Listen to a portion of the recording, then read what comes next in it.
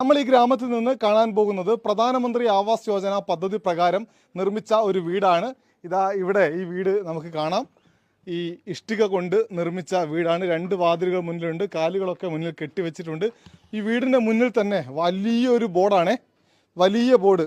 കേരളത്തിലൊക്കെ വെക്കണം എന്ന് പറഞ്ഞത് ഇതേപോലുള്ള ബോർഡാണ് എന്ന് തോന്നുന്നു. പ്രധാനമന്ത്രി ആവാസ് യോജന എന്ന് എഴുതി വെച്ചിട്ടുണ്ട്. 2 लाख रुपए ओ काम नहीं। कि आधा तो आदमी यहाँ सब जगह तो बिहारी में माने वह है, ऊपरे से नीचे तक खाही वाला है। कितना मिला? तो मिला तो 1.5 लाख रुपया मिला सर। നമുക്ക് നേരെ ഈ വീടിൻ്റെ സൗകര്യം ഒന്ന് ഉള്ളിൽ കയറി കാണാം. ഒരു മുറി ഇവിടെ ഇങ്ങനെ കാണുന്നുണ്ട്. ഈ മുറിയിൽ തന്നെയാണ് ഇതാ ഇവിടെ കുഴൽക്കിണറുള്ളത്. അത് കഴിഞ്ഞ് റൂം. ഈ വീട്ടിലാകെ 2 മുറികൾ മാത്രമാണുള്ളത്. 2 മുറി എന്ന് പറയുന്നത് 2 ബെഡ്റൂം അല്ല, അപ്പുറത്തൊരു മുറി ഇപ്പുറത്തൊരു മുറി. ഈ 2 മുറിയോട് കൂടി വീട് അവസാനിക്കുകയാണ്. ഈ മുറിയുടെ തന്നെ കാഴ്ച നമ്മൾ നോക്കൂ. ഇതാ പണിയൊന്നും കഴിഞ്ഞിട്ടില്ല.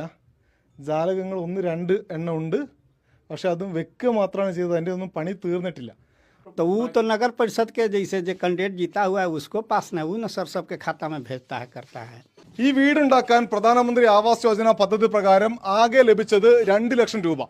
അതിൽ 50,000 രൂപയാണ് കൈക്കൂലിയായി കൊടുക്കേണ്ടി വന്നത്. കൊടുത്തതല്ല, അവരെടുത്തതാണ്. ഇതാണ് ബീഹാറിലെ പലയിടത്തെയും അവസ്ഥ. മാത്രവുമല്ല, 2 ലക്ഷം രൂപയ്ക്ക് എങ്ങനെയാണ് ഒരു സാധാരണ മനുഷ്യന് ഇവിടെ ഒരു വീട് പൂർത്തിയാക്കാൻ കഴിയുക എന്ന ചോദ്യവുമുണ്ട്. ആ ഘട്ടത്തിലാണ് നല്ല മാതൃകകൾ നമുക്ക് മുന്നിലുള്ളത്.